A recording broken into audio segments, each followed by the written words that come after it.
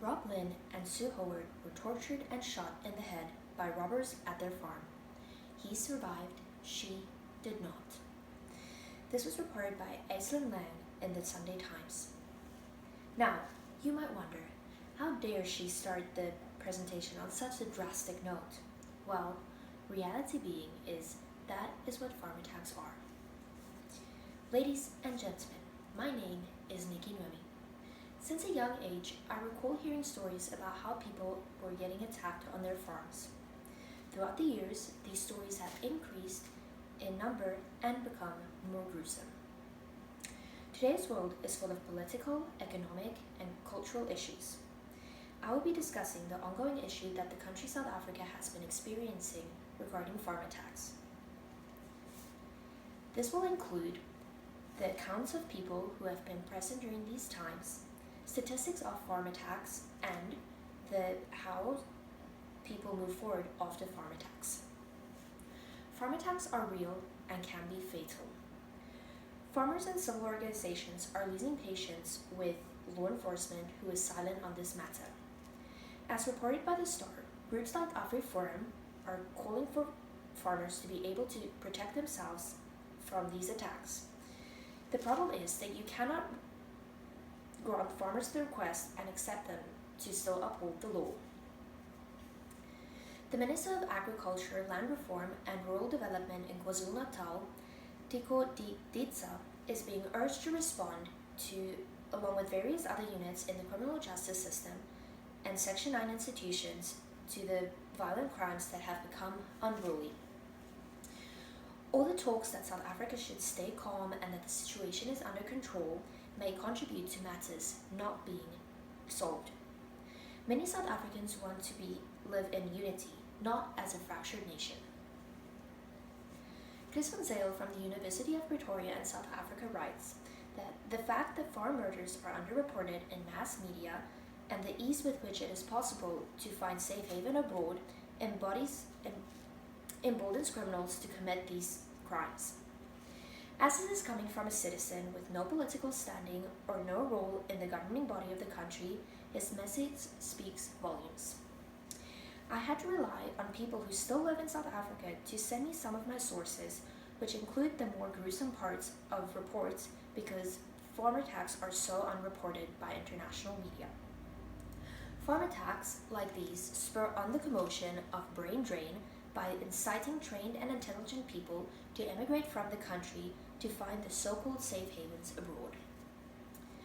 If this continues into the future, the country might find itself in a position of economical stress.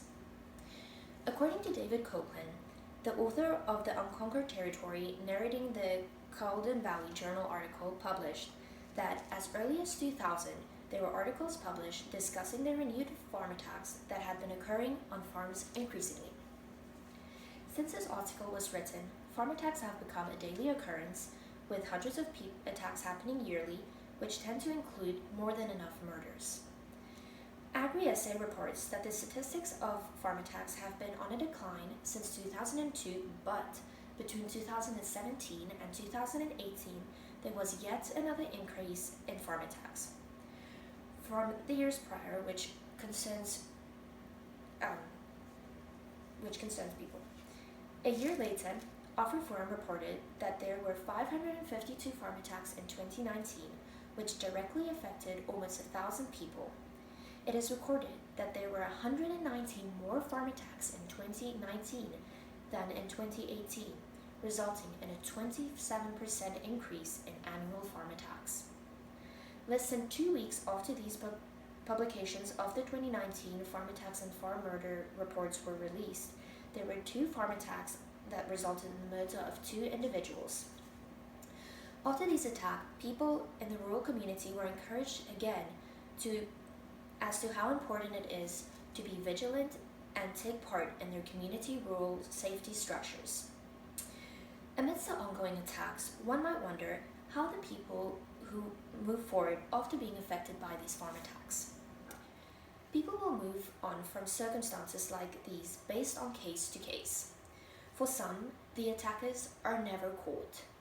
while others have to relive the events of the attacks on a daily basis through ongoing trials. After a brutal attack and murder on his father-in-law and father-in-law's partner, Nish Iswarlal stated, "We cannot allow this to continue. The suspects in my father-in-law's case were caught swiftly. Other families are not so lucky. We need a team in every province to investigate these robberies and murders," as reported by Charlene Smodeth. In this instance, we can see that attackers were caught in order to bring justice to the attacker, but Nish made reference that many families are not so fortunate to have their attackers captured. In another case, one can look at the farm attacks which took place on the Yunus farm back on the 1st of October in 2016. AfriForum reports that they have been supporting the Yunus family since 2017 by means of emotional and trauma support after Johan Yunus was brutally murdered in front of his highly pregnant wife and 4-year-old daughter. The court case against Justice Setla Ngu had been an ongoing trial for years until he was finally found guilty of murder on the 24th of March this week. In conclusion, this presentation went over accounts of people who have been present during the times of these farm attacks, statistics regarding the farm attacks, and how people move forward after farm attacks. Farm attacks are very real and very dangerous. By being more knowledgeable on the subject matter brings a certain respect to those who have suffered consequences of farm attacks and honors those who have lost their lives.